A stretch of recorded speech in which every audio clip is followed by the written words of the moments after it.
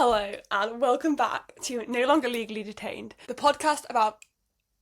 Sorry, I've actually been just fully distracted by the notification that came up on Riverside just then.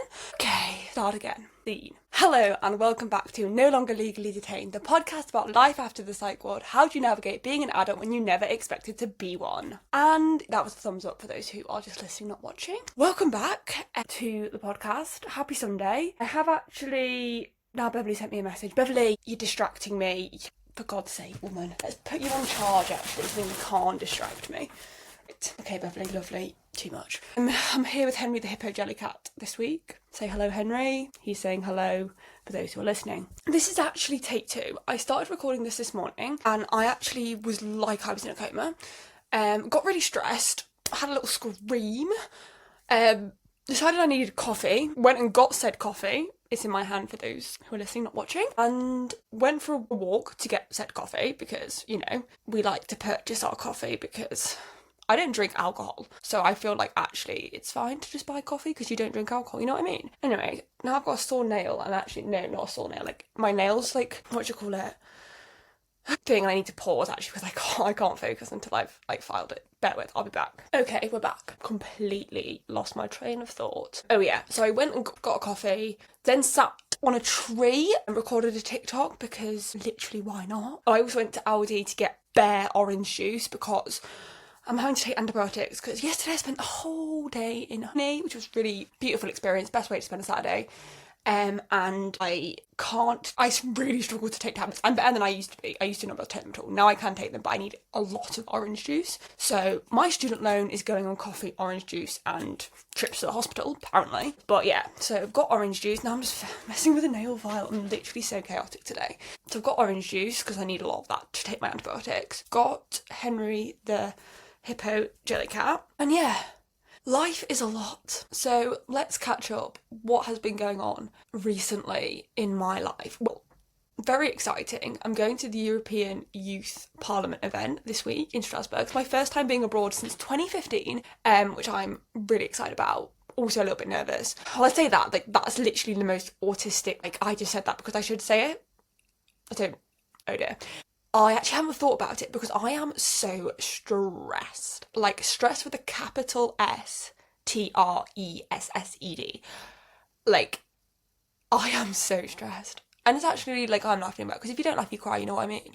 And I feel like, you know, this is why I became a creative activist, even though it was, like, actually an accident because I didn't actually intend to become one. Like, I didn't even know, like, what it was. But anyway, this is not what this is about. Is I want to make, so cliche, but like I want to make a difference, I want to make a change, and like I feel like growing up life was like challenging, and I think that even now, like I follow do I follow that many? I don't actually follow that many people. Me and Sabrina were looking at this the other day when we were looking like through our followers list and like realised we're like, when you just follow like so many celebrities and you think, why do I do that? But anyway, I actually don't. She followed more celebrities. Tangent. We'll see if she's actually listening to this episode because she'll hear a little shout out to her. We shall see. But what was I going to say? Oh yeah, and I think that like there is so much more like authentic content out there these days, but still there's like, you know, for like the everyday human being, like the people when they like often like share stuff, like not when they're like not, because like obviously I share for that like, in the activism space, and I think like that's again a different thing of like just showing like the mess of real life, and like not in like a triggering, obviously like triggering content, but like in just like a this is real life, like it's just it, and it's like okay, and it's like alright, and it's, you know, what's it called, like peaks and troughs, I think that's the word. I don't know, but yeah, I just want to show, because I think like sometimes even I'm always very authentic with what I post, like everything I post is always like true, and I think it's hard though because there's a lot of people, like not a lot of people actually, that's so like there were people who say, like, especially when they say it to my mum, they're like, oh my gosh, you know, it's amazing how honest she is and like how she just shares everything online. I don't share everything online. Like, I just very much clarify that to begin this. Like, I really don't. Like, this is literally such a small percentage of what I share but everything I do share is true, honest, and authentic. Like, and I think that, you know, For me, like, it's always about, if you're going to share something, is it going to have an overall positive outcome? Like, is it going to, on the balance of life, be more positive than negative? And there are some things that aren't, so I don't share them. And that's not that, like, I'm keeping them from, like, but it's just things that, like, at the moment, they just don't need to be out there, or there's some things that will never be out there, some things that it's not the right time, some things I need to process first, all that kind of thing. But all the bits that I do are very authentic and true. However, obviously, like with anything, I think, especially like in the stages of like my journey, and like I think when it comes to like raw, like messy content, like the messy part of life, it's really tricky, because I think that up until a certain point, actually, it's unhelpful to share that, because, you know, your own brain, like you as in the person who's sharing, is unable to maybe like see it as rationally in the moment. And I think then obviously, like, you never want to do anything that's going to make things worse in life. But like, I think for me now, I am at a stage where I've kind of come through a certain part of it, and like life is obviously still ridiculously hard, but I have more of an understanding, and therefore even in the moments of like carnage, and obviously there are still points of life where like I'm in complete like breakdown, and obviously that is not going to be something that I share, just mainly because it's just not helpful for anyone. It's not helpful for me because I like have such a catastrophizing mindset, but like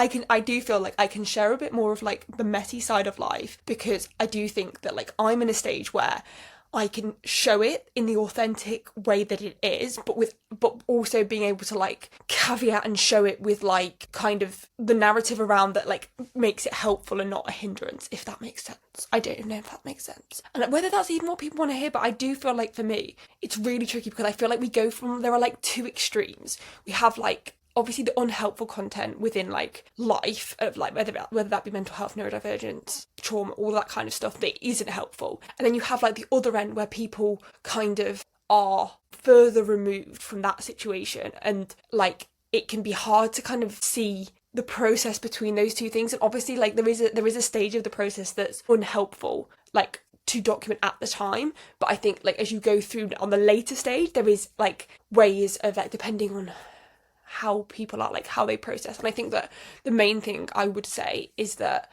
with anything, like if you're listening to this and you're neurodivergent, autistic, ADHD, complex PTSD, you know, you struggle with your mental health, you're trying to find who you are in your identity, the main thing like I want to say is that your own journey is your journey, and you cannot, and I know people say this all the time, like we hear it all of the time online, but like you cannot compare your journey to anybody else's journey, and we all know that.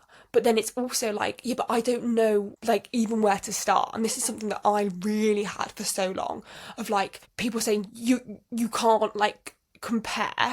You're like, okay, well, I don't even want to compare, but I don't know where to even like begin. Like I need a set point, like I need some kind of template to begin, and then I can like go off and find who I am and what I want to do. And I think that that's like the biggest thing that I've learned in my journey is it's about basically being really, really honest with yourself. Ultimately, you are the only person who truly knows what you think and feel, and other people might tell you that or think that you're copying, or that you're, you know, whatever. And ultimately, like as jarring as it is, and it is jarring, don't get me wrong, it is that thing of, and that doesn't make it any easier, and it doesn't make it any like less hurt when people do judge or like think you're doing something that you're not.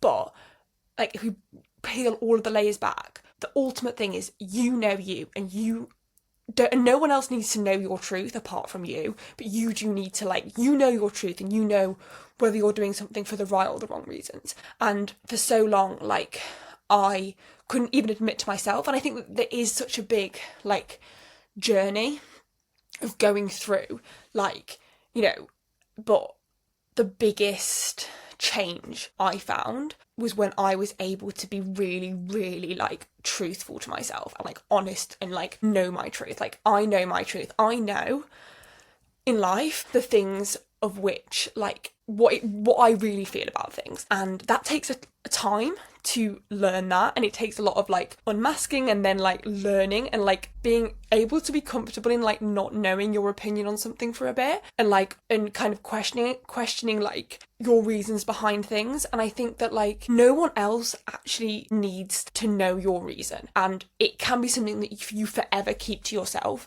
But if you know your truth, that is like the strongest base. And I think that like that is the biggest thing, that when it comes to like creating this life for yourself and like finding out like who you are, it's being able to strip it all right back and go, okay, like, and being able to be honest. And like as people, we do copy.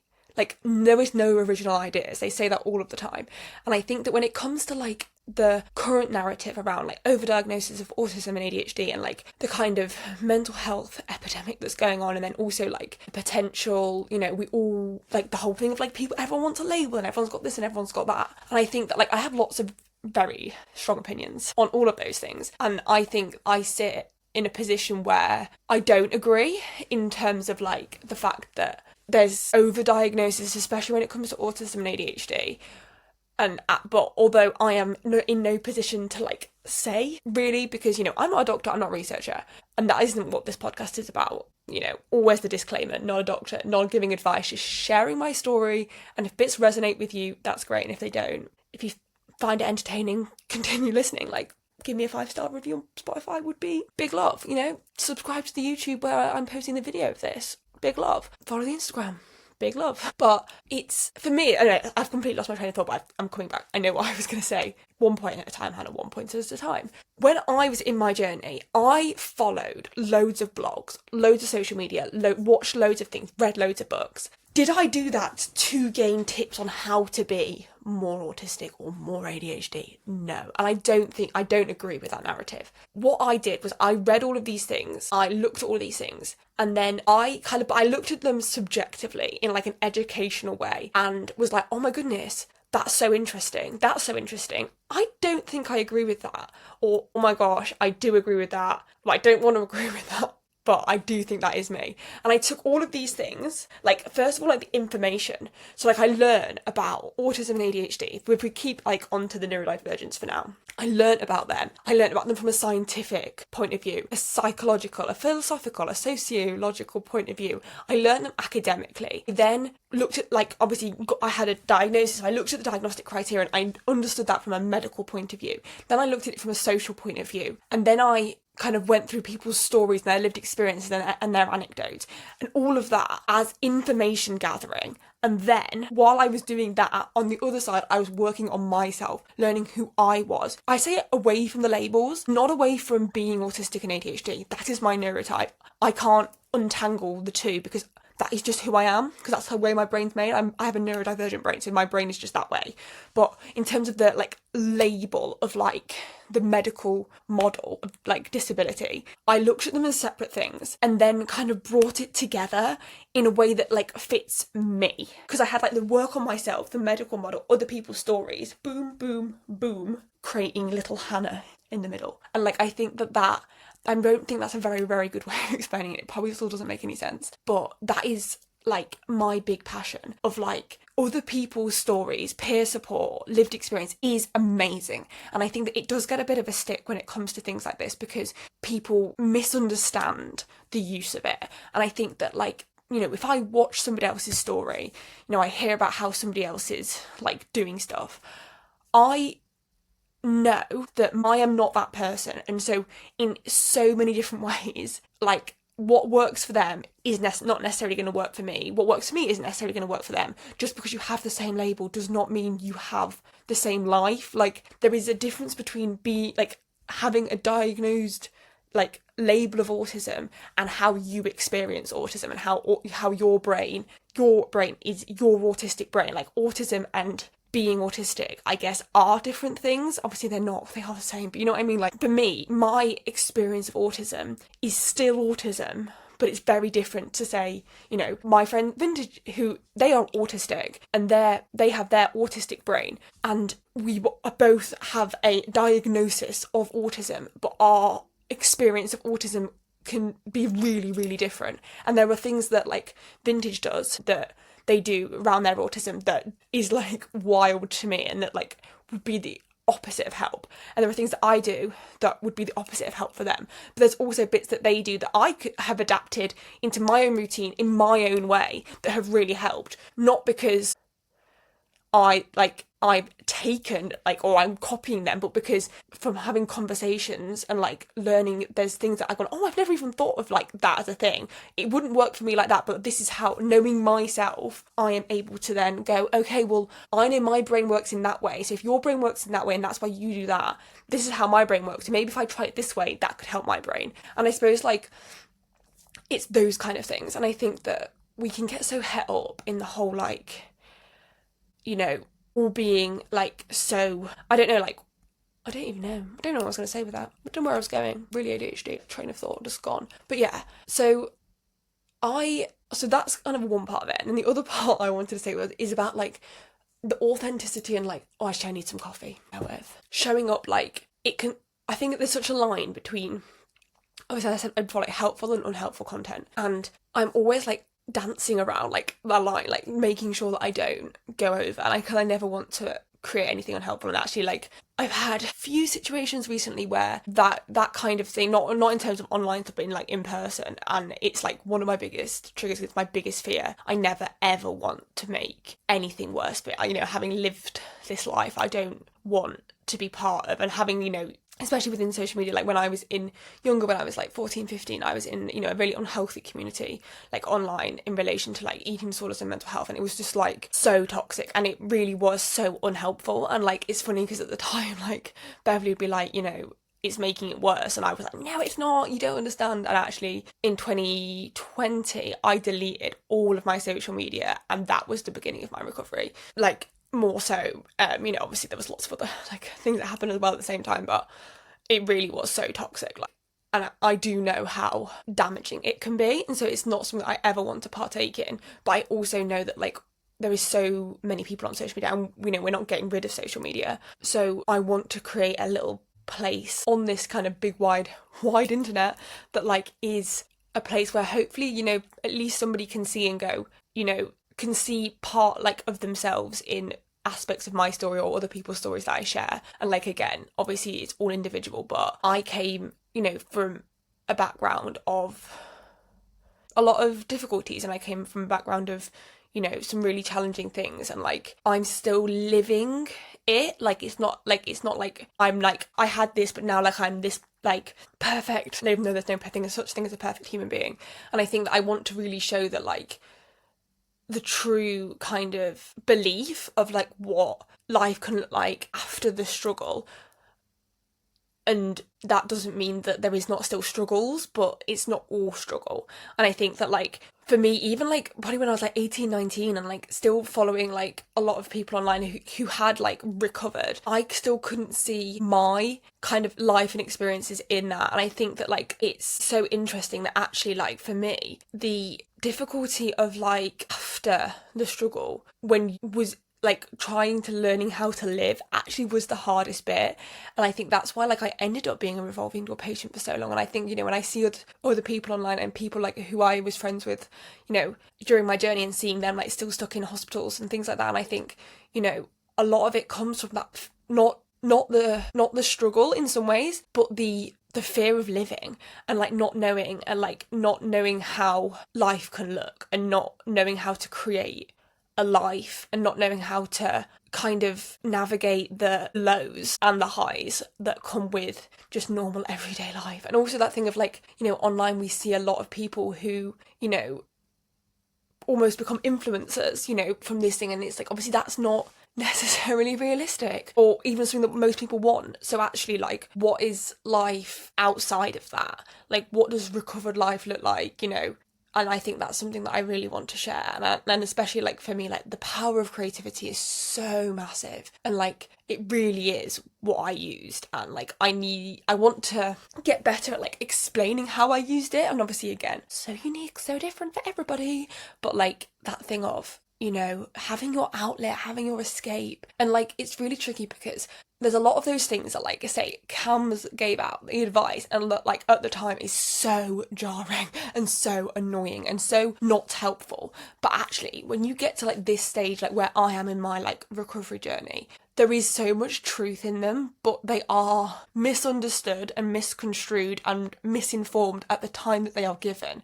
And I think that like it can be so hard that, because often these kind of tips are given during a time of crisis where they're not any help, but then it puts people off. And so like people are like, because I am so that person, like it doesn't work for me, but actually it doesn't work for me in a crisis moment, no.